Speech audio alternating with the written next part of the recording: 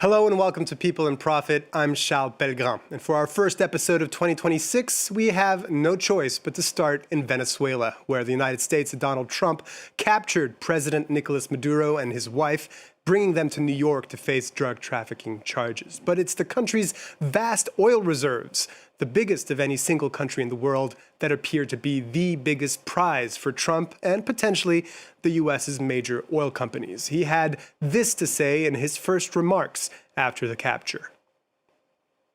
We're going to have our very large United States oil companies, the biggest anywhere in the world, go in, spend billions of dollars, fix the badly broken infrastructure, the oil infrastructure, and start making money for the country.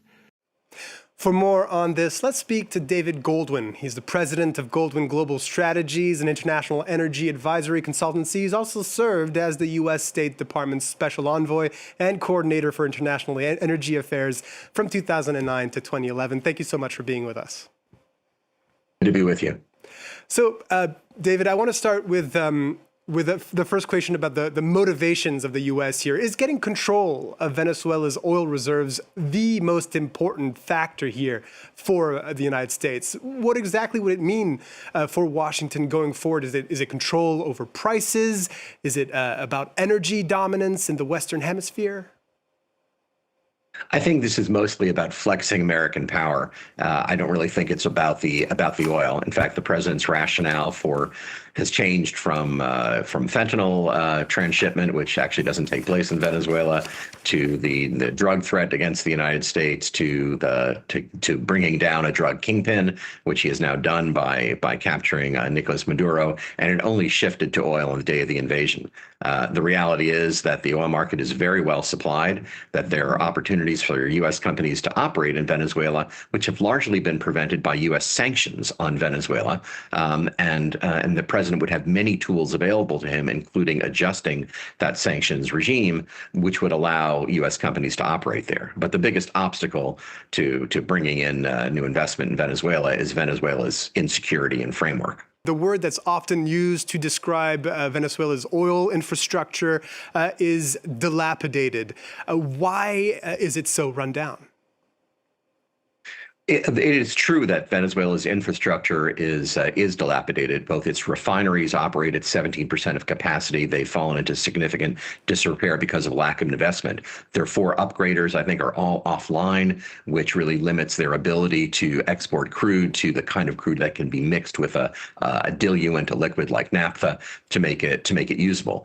And the reason that's happened is because the Venezuelan government has not reinvested money that it has into maintaining those facilities. It has also lost investment because it nationalized the sector essentially in 2007, driving out Exxon, Conoco, and others, and because over the years U.S. sanctions have also prevented companies which remain in Venezuela, Repsol, Eni, and Chevron, which has the largest presence there, from doing more than maintaining their existing operations. So it's a combination of Venezuelan mismanagement and U.S. sanctions, which have led to the degradation of the sector. So it's absolutely true. There's more investment that would be required to restore production from now, which is about 1 million barrels a day, to get it anywhere close to Venezuela's prior peak, which was over 3.5 million barrels a day. And give us a sense of just how big that investment would be, both in terms of dollar sums, but also in terms of how long it would take.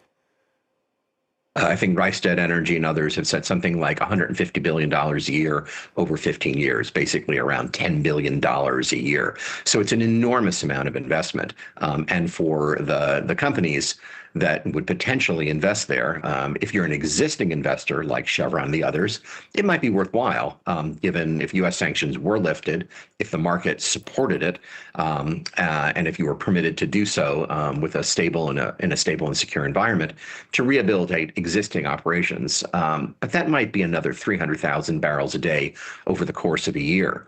But the situation would have to change both in terms of U.S. sanctions and the operating environment in Venezuela to get any new entrants to come in there and to invest the tens of billions of dollars that would be required to lift production significantly. And you're also talking about 3 or 4 years probably of building the manufacturing capability for a new entrant, or maybe 2 or 3 years to rehabilitate old upgraders before you actually start to see real money. So we can talk a little bit about prices in a moment, but this is not a time when companies are rushing to spend significant amounts of money for production, which will not show up for several years. There's going to be a conversation clearly between the Trump administration and the American oil industry about this. There's been talk of Trump offering subsidies to try and encourage these companies to go into Venezuela. Would that move the needle? That would be preposterous. I mean, the last thing U.S. oil companies need is, U.S. government subsidy to do investment in Venezuela. No ExxonMobil or Conoco would ever build a business based on U.S. subsidy. No, the reality is that for companies, any international oil company, to go back into Venezuela, the first thing they need is a stable physical environment. And right now, it's highly uncertain who the government will be in Venezuela in 2 weeks, much less 2 years. Certainly, if it continues to be the PSUV, the ruling party, the Maduro government absent Maduro, then no U.S. companies will be interested in investing because they don't believe that government is sustainable or reliable, and it's incredibly corrupt.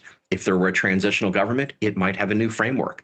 Maria Corina Machado has talked about privatizing the industry, in which case the terms in the future would be much better than the terms on offer today, which are 51% PDVSA ownership, PDVSA being the national oil company. So in the current environment, the national oil company couldn't meet its capital commitments, so that wouldn't work. If it's a future government, why not wait for the future government to arrive and see what those terms are? And those terms would need to be competitive. Just to make one more point on this.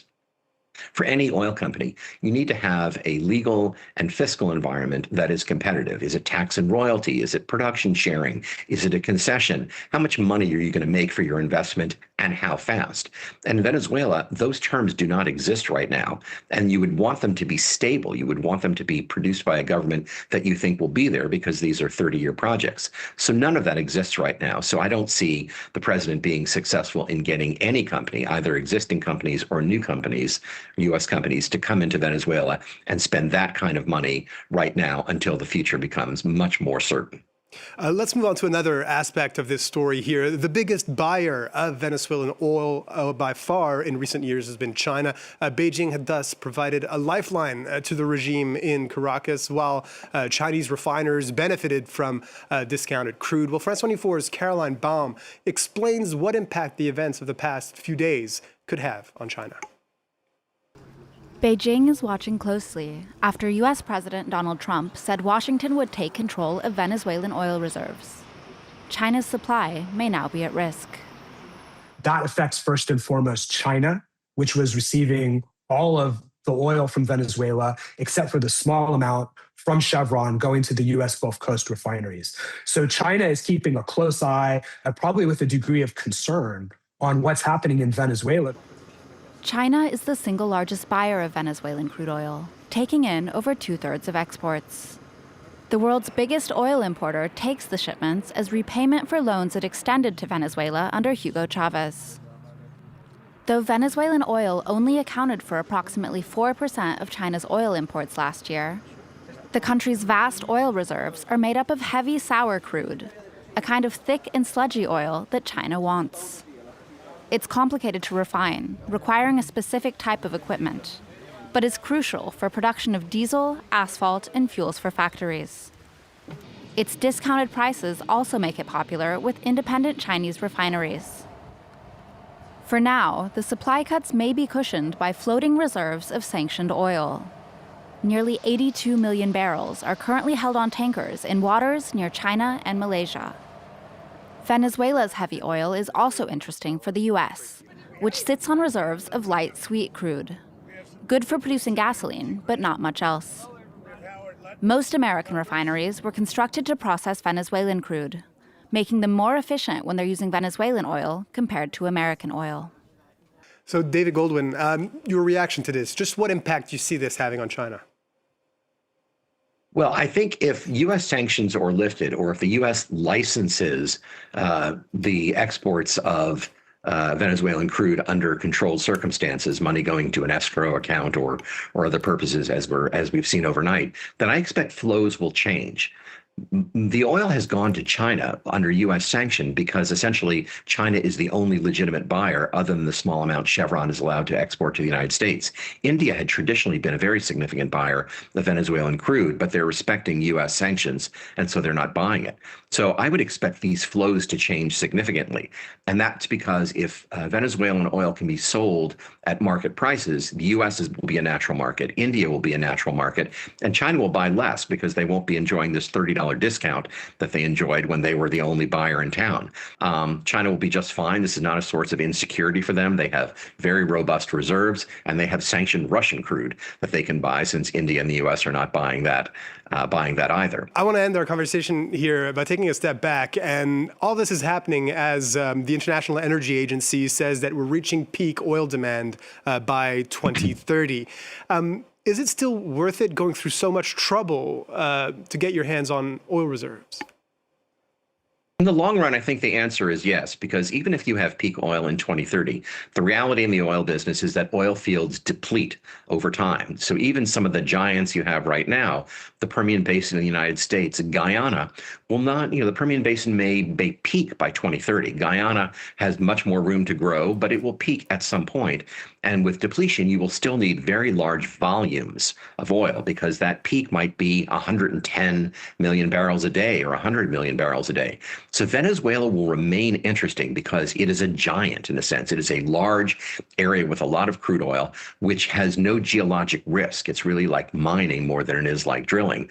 So post 2030, countries will be interested in Venezuela because it's certain and it's cheap to produce. But at what price and at what carbon content will also be relevant factors. David Goldwyn, you're the president of Goldwyn Global Strategies. Thank you so much for sharing your insights on People and Profit. My pleasure. Well, that's all we have time for. Thank you so much for watching our first episode of 2026. You can revisit all of our 2025 episodes on the France 24 app or website by looking for the People and Profit show, or listen on the podcast platform of your choice. In the meantime, stay tuned to France 24.